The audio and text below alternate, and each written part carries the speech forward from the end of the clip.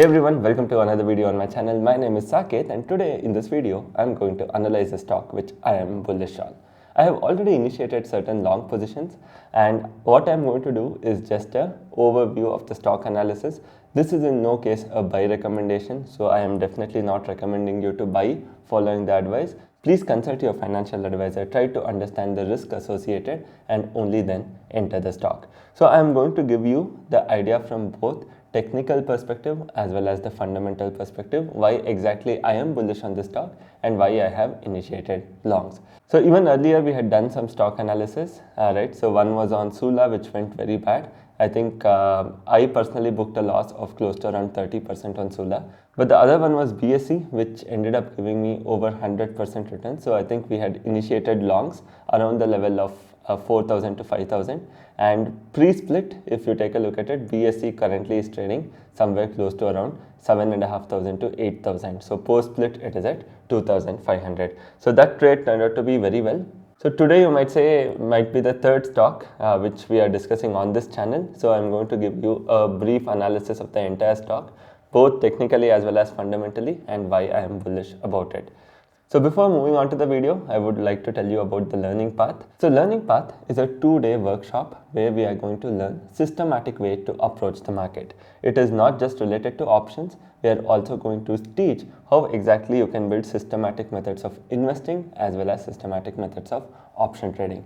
In case if you are interested, do check it out by going to QuickAlpha.in website. With that, let's quickly move on to the video. So the stock I'm going to discuss today is Paytm.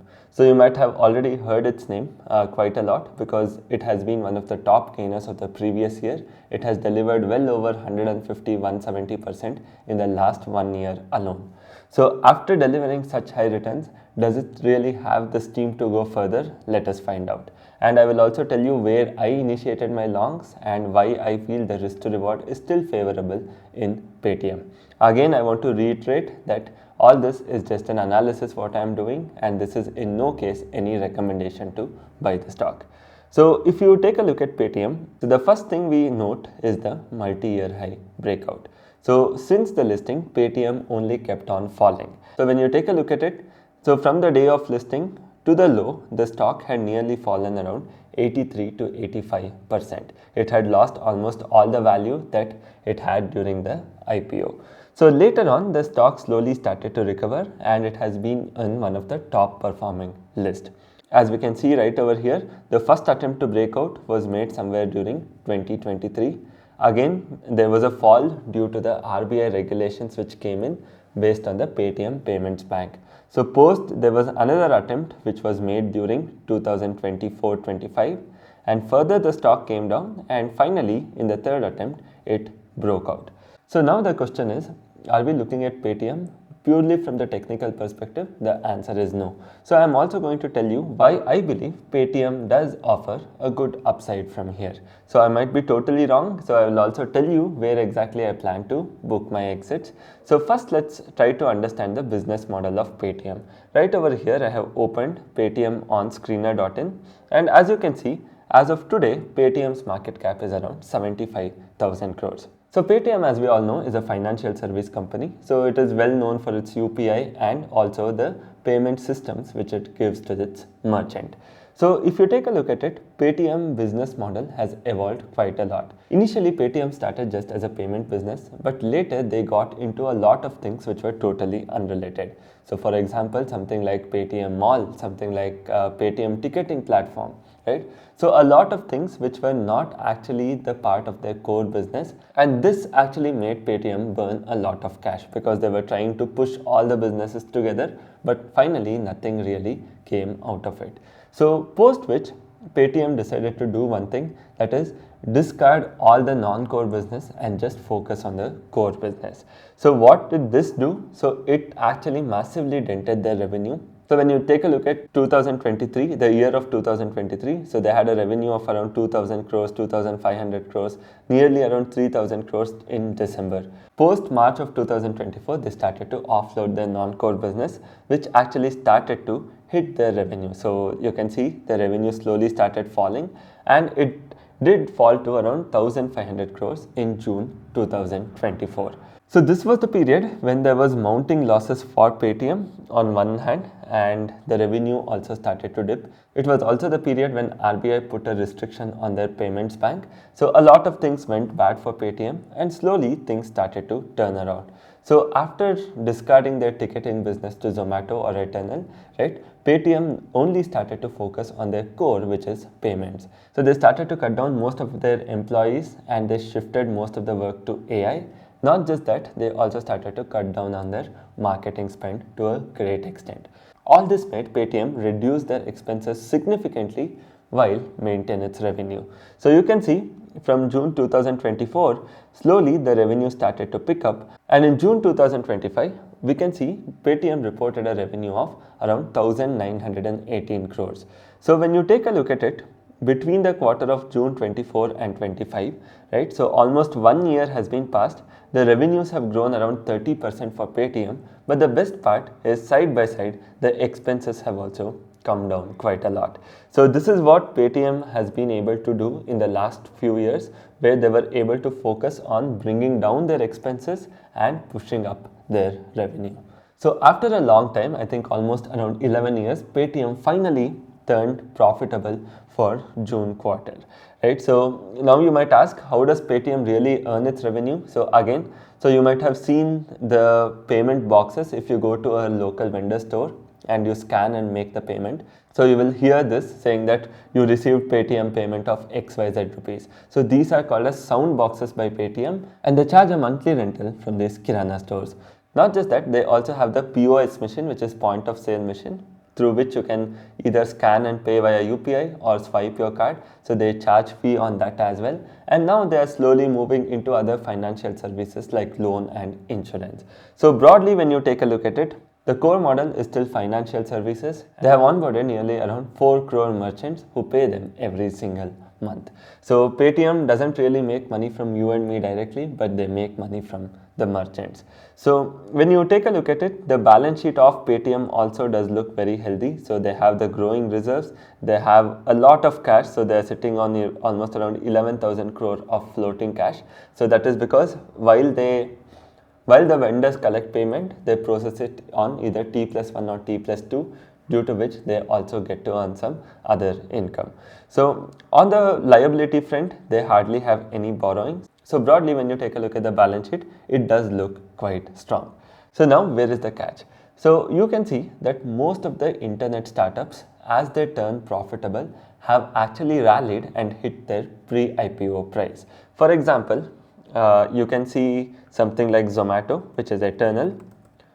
So as and when the company turned profitable, so it listed somewhere around 140 rupees. From 140 rupees, Eternal had come down almost around 70%, 70 odd percent. And from there, once it consolidated and gave a breakout, so very quickly it was able to scale back to its previous peak. So next example is again Policy Bazaar. So something similar to what Paytm does, PB Fintech. So very similar, you can see as soon as it got listed, the stock had come down nearly around 70%. So once after consolidation, as the stock gave the breakout, you can see very quickly the stock scaled back to its peak. Other one you can see is Car Trade. Again, the company turned profitable and it recovered most of its losses. So this was also one such stock. From the peak had fallen close to around 77-80%. So once the breakout came, the stock was very well able to recover quite quickly. So broadly, you can see there are a lot of examples that you will come across. As and when the company goes for a turnaround story, the stock starts to rally and it usually comes back to its previous peak. So we are only talking about the internet companies. So we are only talking about the new age companies which recently got listed. So all of them are VC funded. And also on the other hand, when they got listed, all of them were loss-making companies. So based on the guidance given by the Paytm management, so they are mostly looking for profitability and they want to ensure that the company turns profitable going forward.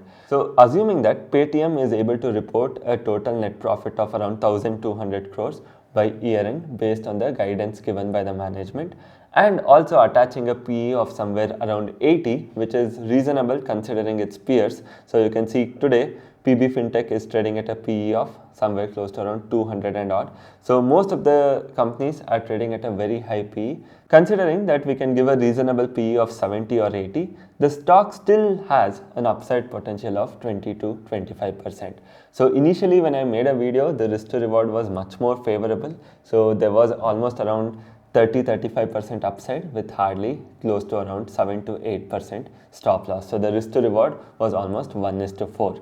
But today when we take a look at Paytm, first thing what you observe is the relative strength. While the market is coming down in the last 2-3 months, Paytm has been successfully able to scale to new peaks. The recent example was when Nifty came down quite a lot, right? So during the downfall, Paytm was actually consolidating and holding. And as soon as the recovery came, the first day of recovery, Paytm was the first one to surge almost around 5% and hit a new 52-week high.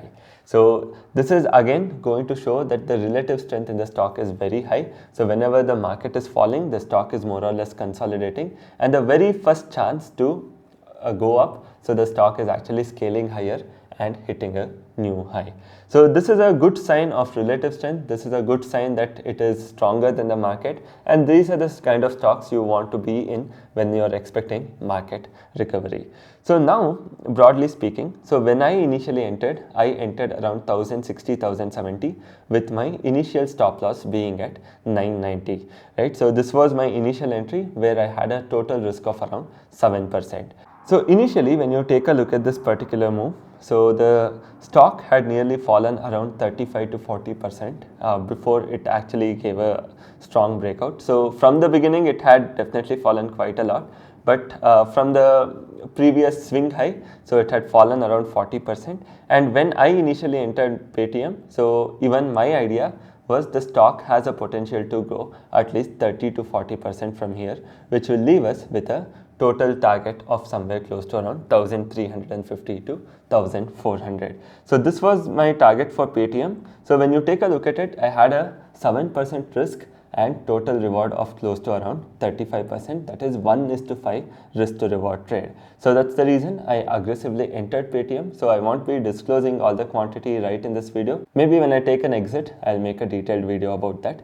So broadly, this was the kind of risk to reward I was having back then. But even today, I feel the risk to reward has come down slightly because the stock has already rallied around 12% since I entered. But assuming that Paytm can actually achieve the feat of its peers like PB Fintech, Eternal or Cartrade, so this is still a very attractive risk to reward.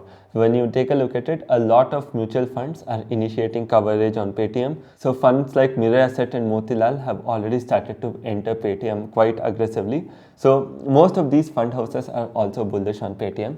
Again, I want to reiterate that this is not any kind of recommendation. This is my personal trade which I want to put out what exactly I have done. So currently why I still feel it is favorable is because now you can easily move your stop loss back to the swing high, which is 1127 or 1130.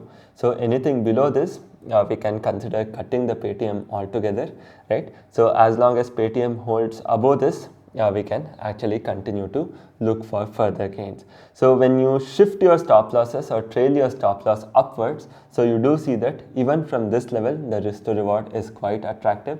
So you have close to around just 40 points of risk and you're looking with a reward of anywhere around 160 to 200 points, which is further 1:4 risk to reward. So this is my broader analysis of Paytm. So what I have considered here is how exactly the technical setup looks like, what their business model is and how they were able to cut down their expenses and turn profitable. Once these kinds of companies have turned profitable, how exactly their stocks have rallied. So putting all together, I feel that there is some upside potential left in Paytm with a favorable risk to reward, which you can also definitely check it out. So what I would suggest you, have a look at it, do your own analysis, consult your financial advisor and only then end up investing. I hope you have liked this video. If you have done so, make sure you hit the like button, share this video and subscribe to my channel. And thank you so much for joining.